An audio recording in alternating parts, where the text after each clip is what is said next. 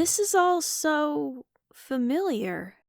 Magical Truck Adventure is a 1998 rail game by our familiar friends over at Sega. Native to the Sega Model 3, the game heavily features an art style reminiscent of what was considered retro even at the time. And when I say retro, I mean retro television and movies, rather than games. Aimed at a child audience at first glance, and couples at second, the advertisement art has a distinctive 70s to mid-80s art style, and in-game graphics are unmistakably Studio Ghibli inspired. Using unique hardware to emulate a railway handcar, the titular truck in question, the up to 2-player game tells the story of two kids traveling through time and space in an attempt to keep a magical stone away from classic bad guys. Levels range from the time of the dinosaurs to the robotic future, and even to a fantasy realm of castles and dragons. The theme variance in this game is insane, and it all ties nicely into both the plot and the player's skill during gameplay. This family-friendly and wholesome adventure is on literal rails, but it's not a shooter, making it a unique and genre-defying game that will likely not be replicated anytime soon, as unique player input is a vital component to making it all work. Oh, and quick disclaimer, full spoilers ahead, and not necessarily in linear order either. The game is too short and branching for that, so straight up spoilers ahead. Unsurprisingly, the arcade booth is modeled after a handcar, facing the booth from the player's front. The monitor and main components are on the front of the car facing back towards the player. From where the hand pump would be is a rail. Rather than have the players turn their head to operate a single bar like in the movies, these half bars allow both players to keep their eyes on the screen. This also allows a major element of gameplay to be based around the manual synchronization of the players. During gameplay, the machine will increase or decrease the resistance on the pump bars to better emulate the environment and the level's difficulty. Between these handles was the instructions plaque, and under that would be the coin input. The remaining front of the booth, or the back of the car, depending on how you want to see it, was a platform for the players to stand on, completing the simulation of operating a handcar. On the standing platform were 2 pedals, with 1 pedal on each side, with the intention of 1 pedal going to each player. Like most rail games, if a single player is already mid-game, a second player can jump in at any time. Taking a look at the Attract demos, we have the classic how to play instructions with the beginning of the first level as the backdrop. Additionally, there are demos showing gameplay, but from different angles from the actual game. It's genuinely quite nice, as some scenes can be fairly crowded or otherwise hard to read during play. We get new angles for all but the Future City level from what I saw. The gameplay during these levels is, understandably, not that good, with the characters plowing headfirst into obstacles. When we add a credit, the game immediately goes to another instructions screen. This time the instructions are presented with text with the boy player 1, Roy, taking a nap in the sun. I love this dude hiding in the windmill in the background. It's a little detail that adds a bit of life to the setting. Speaking of, Roy has a pet puffin who will be hanging out with the kids throughout the game. I didn't find a name for him, and the story never acknowledges his existence. He's just another nice detail to flesh out the visuals. Once we get going in the game proper, the bird will sit on the handles, fly alongside us, or even swim near us when we go underwater. It's nice, and his design as a puffin means he can follow the kids without much fuss. Once the players press start, or some time passes, the opening cutscene will begin. Huh? Ow! What? Take it!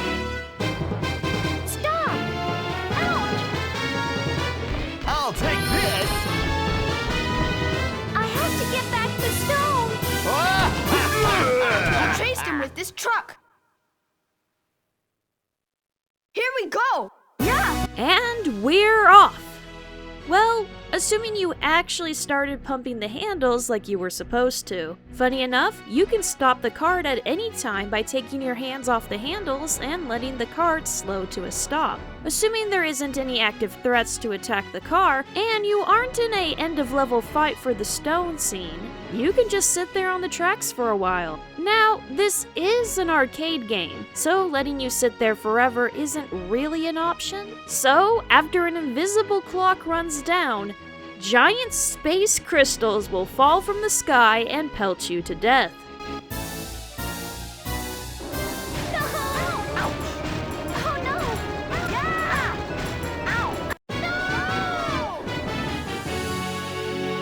You won't ever run out this clock without trying, and I don't think the space crystals are even canon to the story. It's just a funny and slightly ominous way to kick an AFK player and set the machine back to demo mode. Anyway, this time let's actually follow the bad guys, oddly named Mommy and Marrow. Here we go! Yeah! Not far along, the large guy, Marrow, will throw a few keg barrels at us. This, plus a couple of log piles coming up, are our last tutorial before the game pulls out all the stops. They've given you the actual directions multiple times now, so it really is more than fair to let the players sink or swim at this point. Assuming there are 2 players, each player has a meter deciding how fast the kids are working the hand car. To fill this meter, the player needs to pump their handle to emulate the crank of the car. Depending on how well maintained the machine is, the lever can be anywhere from extremely stiff to loose and easy. Both the act of pumping up and down raises the bar, so pace yourself if necessary. When an obstacle comes up, the players need to press on the floor pedal on their respective side. Left player press to lean the car left, right player press to lean right, and both press at the same time to jump.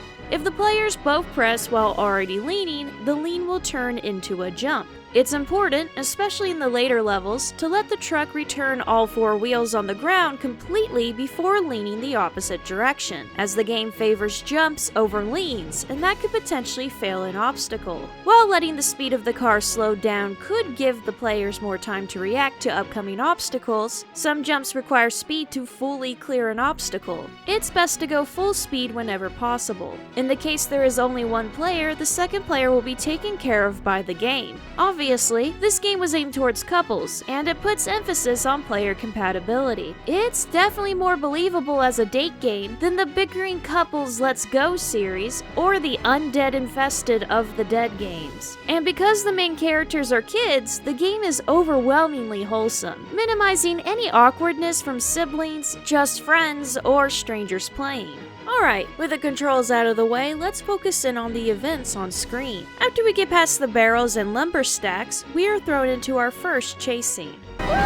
Behind you! Oh no, a train! Pump the handles as hard as you can. The train can take massive chunks out of your health if it catches up. The train chases us a short way, though thankfully we pass a station quickly, which the train stops at. Speaking of trains, the models used in this level are direct references to Thomas the Tank Engine characters, with Thomas himself being in the background towards the end of the level. Immediately after escaping our locomotive pursuer, we catch up to our 2 villains. There they are! Can we catch up with them? What bad losers you are! Oops! At the end of each level, we'll have a standoff with Mommy and Marrow. If we have the stone, then they will catch up to us. If they have the stone, we'll catch up to them. Regardless of who has the stone, the fiends will, in some way, create obstacles for us using the current environment. For example, in the opening level, they have the stone. We catch up to them, so Marrow pulls out an axe and starts chopping down power lines we have to jump over. To catch up with them to take back the stone, we need to go as fast as we can and jump over the fallen poles to minimize slowdown. Even if you go full speed, if you fail to get past too many obstacles in these standoff sections, you will fail. In this first level, the game is very accommodating to new players, and this section allows more obstacle hits than later levels. Still, it is very possible to fail, as you only have until this fence line to catch up to the villains before the level is considered a failure. If you fail to catch up to Mommy and Marrow, they keep the stone and you go to the South Sea level next. Oh, we can't catch up with them! Hey, kids! Why don't you just give up already? Wait! Yeah! And the game continues from there. You are locked out of the best ending, but the good, normal bad, and worst endings are still available. Rolling back though, if we catch up to Mommy and Morrow, we'll take back the stone and flee to the safari level. Yeah, we caught up with them. It hurts. Now, I got it. Well done. We did it. Yeah. Wow. Where are we? From here, we can still get any of the endings. In the second tier, you play either the Safari or South Sea levels. In the opening of the Safari level, the tracks stretch over a particularly populous African savanna. A mixed herd of gazelle and zebra are scattered by us, and our first obstacle is a couple of elephants trapped by a branching fork in our tracks. Oh Leaning left will avoid them. no. Oops. We quickly reach another fork, this time with a hungry lion on the left. Simply leaning right will avoid him. Oh.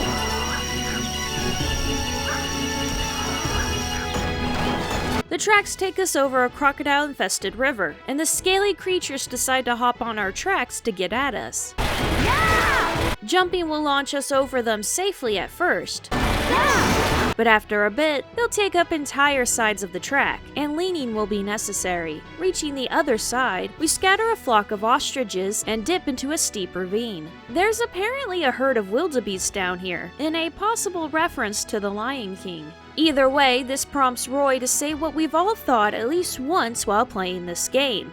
Really? The most realistic reaction in the game. The wildebeest will require a mix of leaning and hopping to avoid. As we escape the ravine though, Mommy and Marrow catch up. Kids, hold on! They're catching up. Can't catch us. We rush along a stampede of rhinos. Keeping distance from the devious duo isn't too difficult, but as they pass by the rhinos, they give them a good slap and send them charging towards us in a panic. Well, if you didn't think they were evil before, you probably do now. Here is another branch-off point. If you succeed in staying ahead and manage to hold on to the gem, you are sent to the Futuristic City level. Come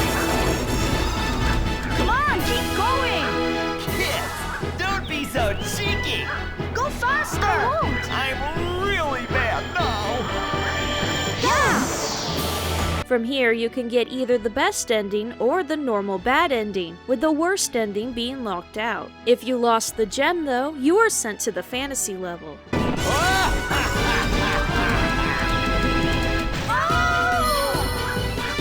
Alva, you are a problem Never child! mind. We can get the stone back next time.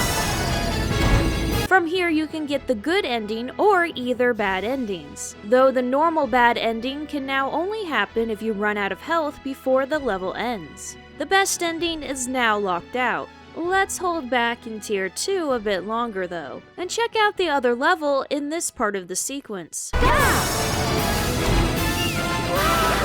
are we? For the second level of your playthrough, you might have lost the stone and followed Mommy and Marrow to the South Sea. We start off rather pleasantly, swimming alongside dolphins and ramming into poorly placed tiny islands. The vacation doesn't last long though.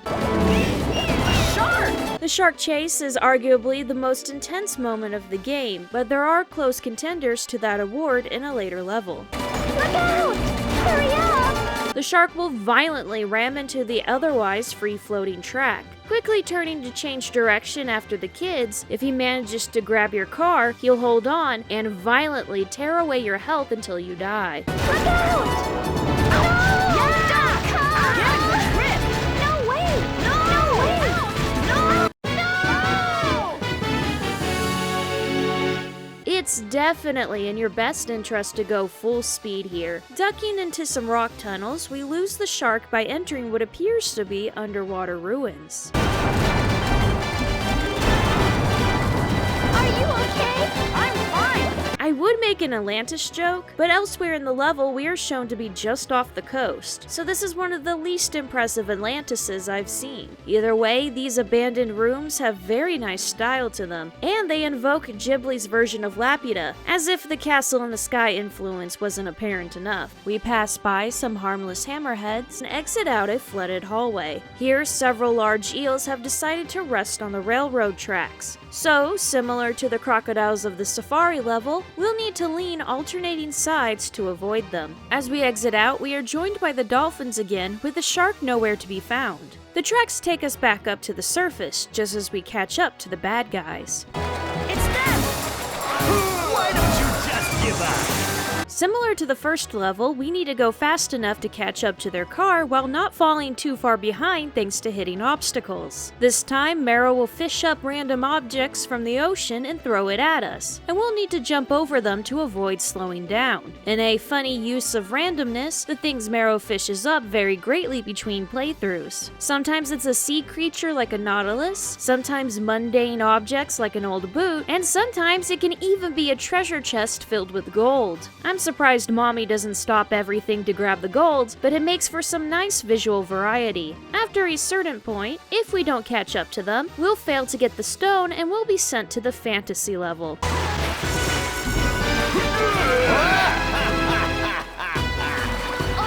we can't catch up with them!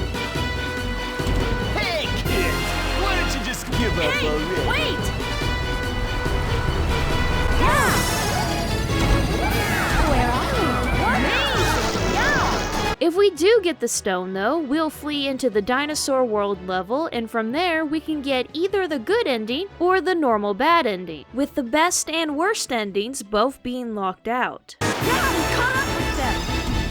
It hurts! Now! I got it! Well done!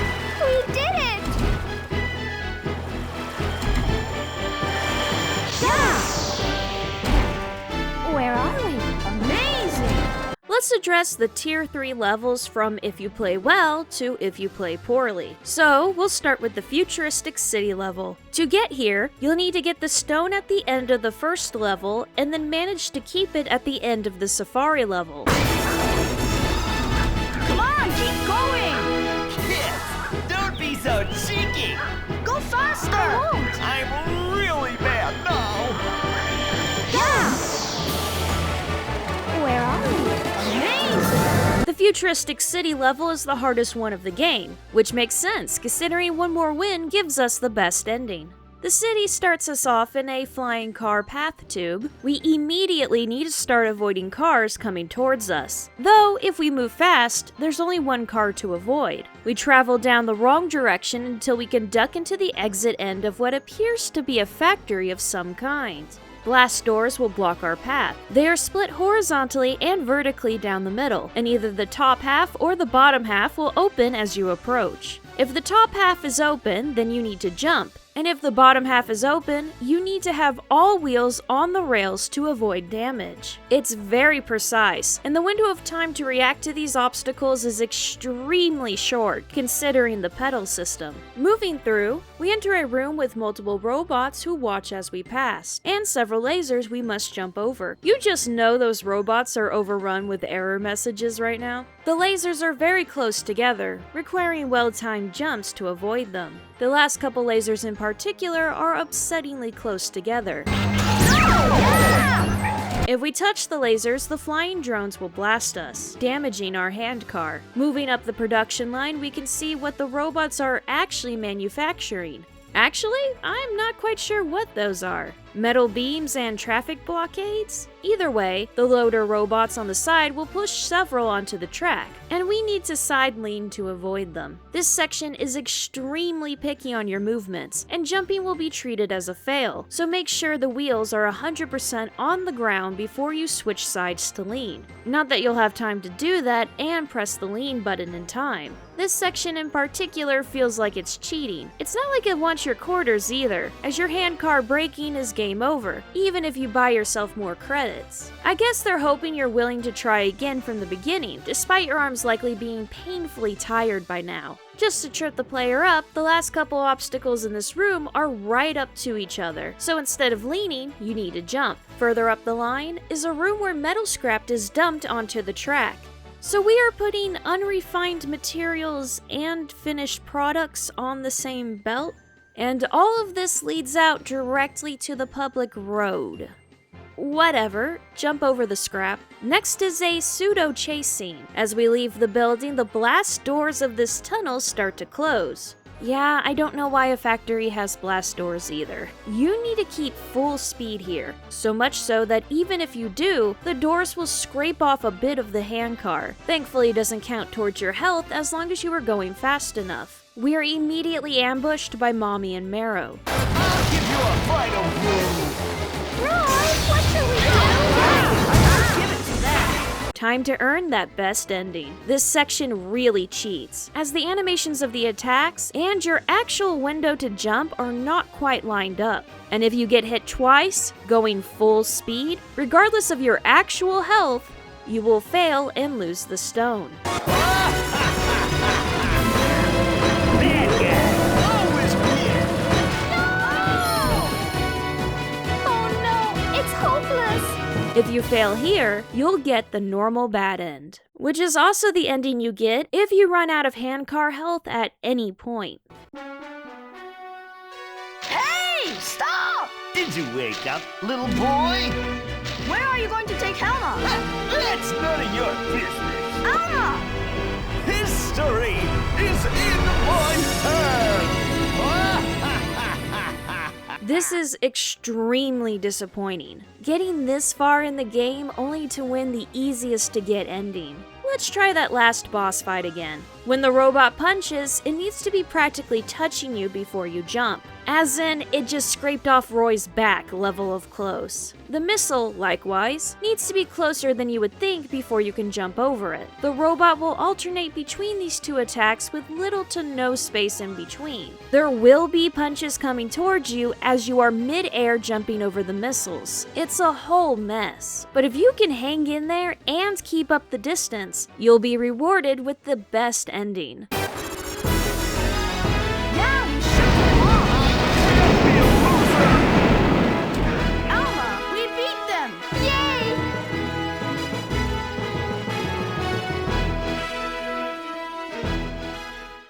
It ties into the regular good ending, so I'll hold off showing it for a bit. We need to roll back and see what other potential final levels we can get. If you fail to grab the stone in the first level, but claim the stone in the ocean level, you will get the Dinosaur World as your final level.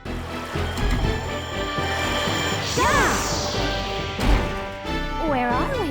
Amazing!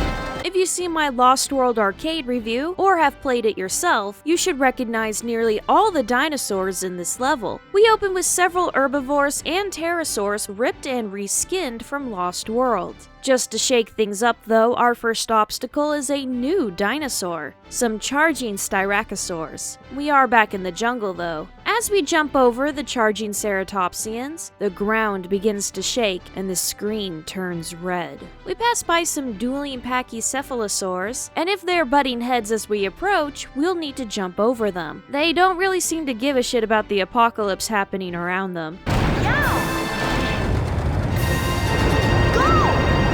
Oh shit. Oh, we're doing a Land Before Time, are we? Fair enough.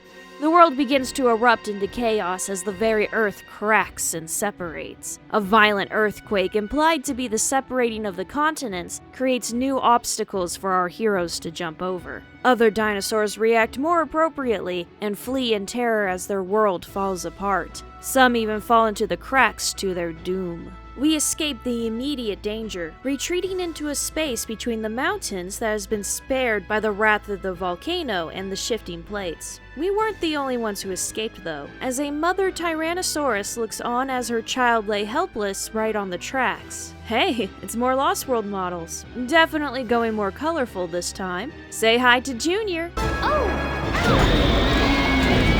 Whoops! The mother gets angry and chases us even if we avoid hitting the baby, as she's a chase sequence comparable to the shark. Except, to add to the difficulty, she'll knock trees and debris at you to damage your car and slow you down. This section is really pushing the Sega Model 3 to its limits. The genuinely intimidating Rex will chase us further into the valley, until suddenly...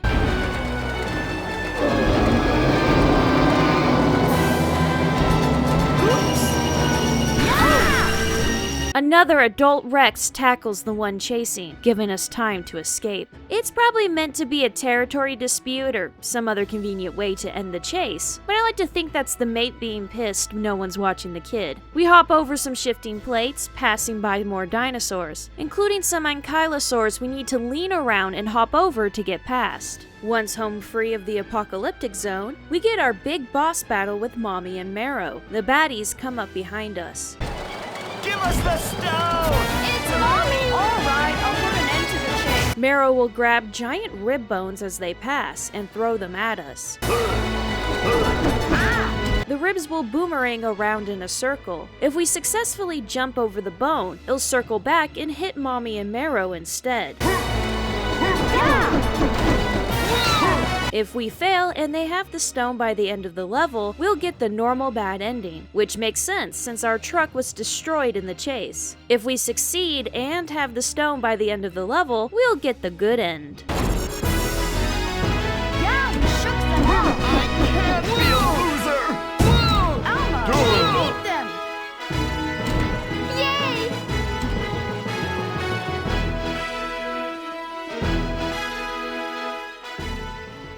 Ending B and Ending A presumably both happen together, with a good ending, B, taking place immediately before the best ending, A. Come on! Please help me down!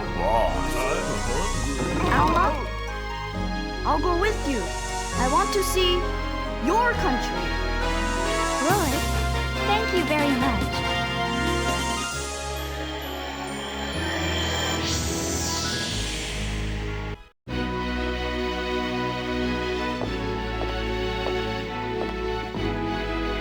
Roy, thank you for helping me.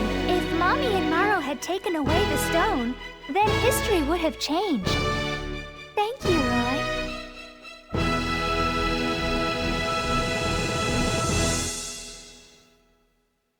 Aww, that's a pleasant way to end things. However, we're not done yet. We still have a final level and ending to cover. If you lose the stone by the end of the second level of your playthrough, regardless of if you had it at the end of the first level, you'll get the fantasy level. As in, both the Safari level and the South Sea levels can lead to the fantasy level.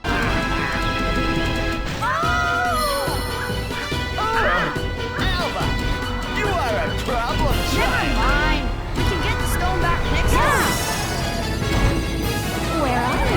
Amazing. We spawn in a gnome village, and the little guys are rightfully desperate to get out of the way, running and diving in a panic. Pretty quickly, we'll have to hop over these animate flowers in the middle of the track. Despite their implied teeth, if we hit them, they explode into petals with no chance to chomp at us, though we still lose the health. We go from small to big as we exit out to a giant sleeping in the middle of a campsite. He's rightfully confused, as he realizes the rails of a magical handcar blessed by a magic time-traveling crystal has been laid right across his chest, just missing his nose. Just beyond the fort wall is a grass field leading up to a castle. But we can't forget the ultimate fantasy creature, can we? A dragon!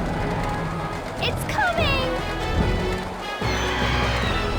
The dragon flies up ahead of us. Knights faff about the field on horseback, but their presence is just to distract you visually. Best to focus on the dragon, who spews fire onto the track. We have to lean and jump to avoid the fire, and in a nice little detail, if you do touch the inferno, Roy's butt will catch fire for a short while. I think it's funny. Thankfully, the truck is only damaged in a normal way rather than burning for an extended time. Dodging the flames, the kids escape by entering the castle. Now, this next set of obstacles are a repeat of the split doors of the Futuristic City level in terms of gameplay. Jump if the bottom is blocked, but stay grounded if the top is closed. However, visually, what the heck is this? Totem poles in the fort walls? I'm not quite sure, but this feels like the Japanese devs mixed cultures a bit without realizing how out of place it looks. Though I guess they were doing that with all the references earlier anyway. Oh well, it works. Just past the totem poles, we'll catch up to Mommy and Marrow in the tower. There they are! Showtime! Oh,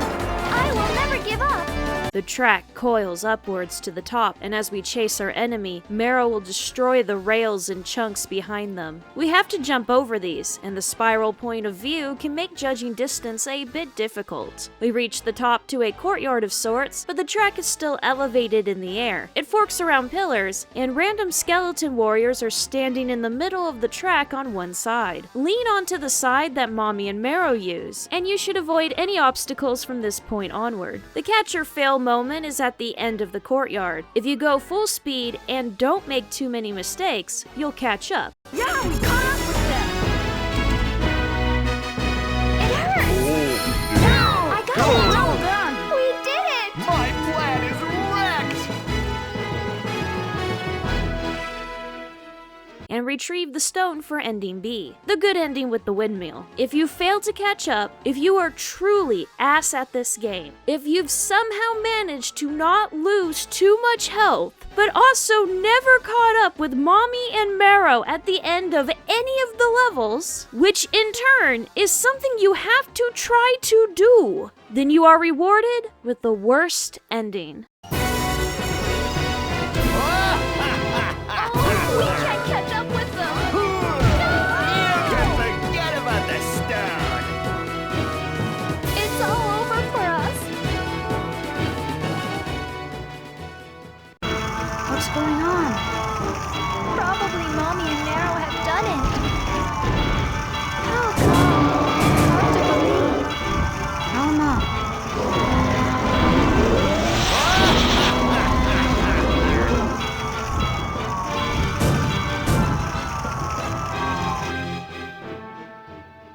And that was Magical Truck Adventure.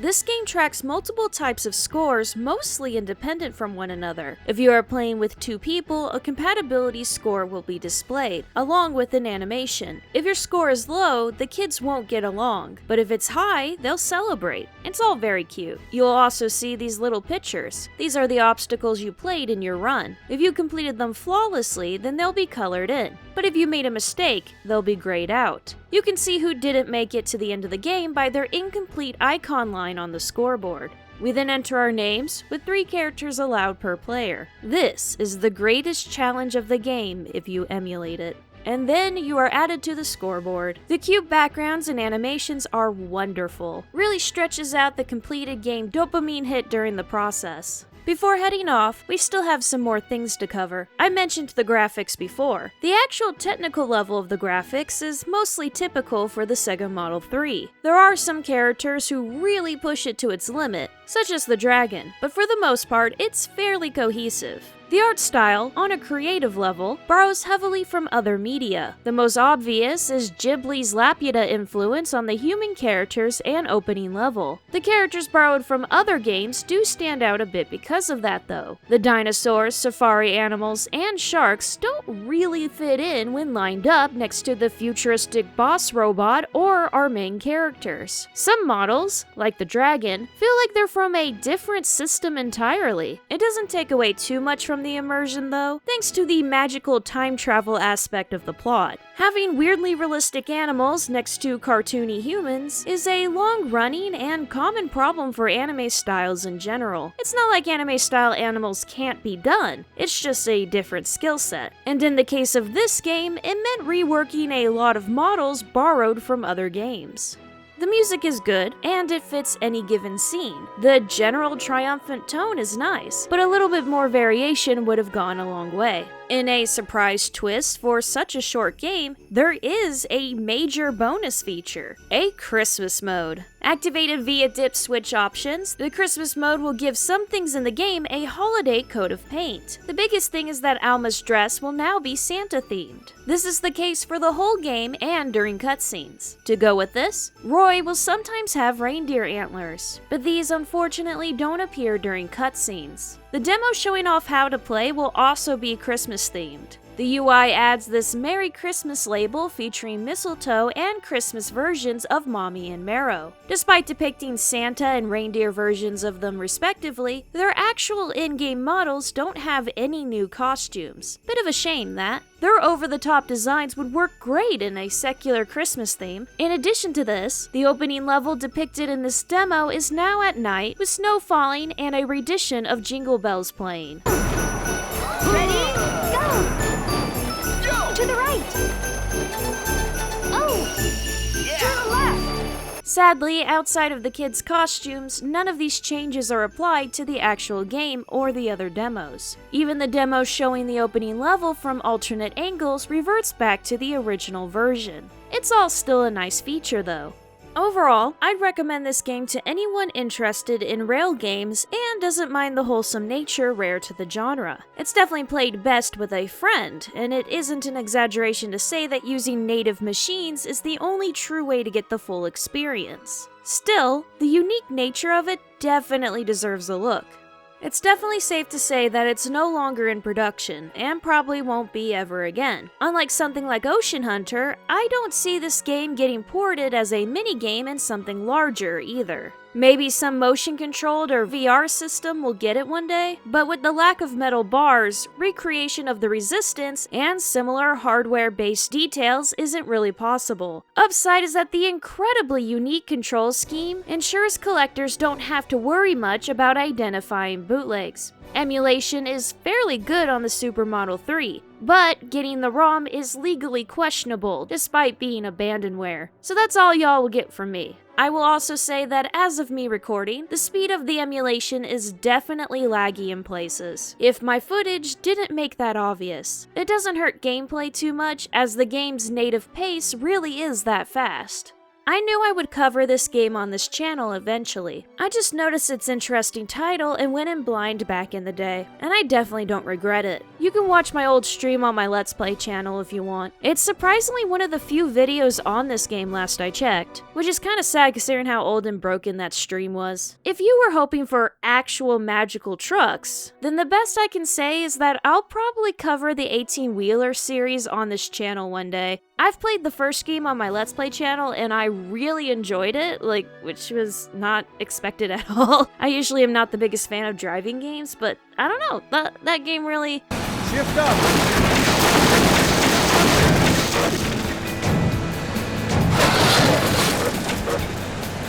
spoke to me. That game was in the arcades, it features trucks, and they are very magical in their own special way. Don't hold your breath for those yet, though. I still have to cover other things first. That's for later, though. Happy New Year, and I hope we'll meet more often from now on. I'm gonna go now and drive a handcar into the path of an oncoming train. Bye.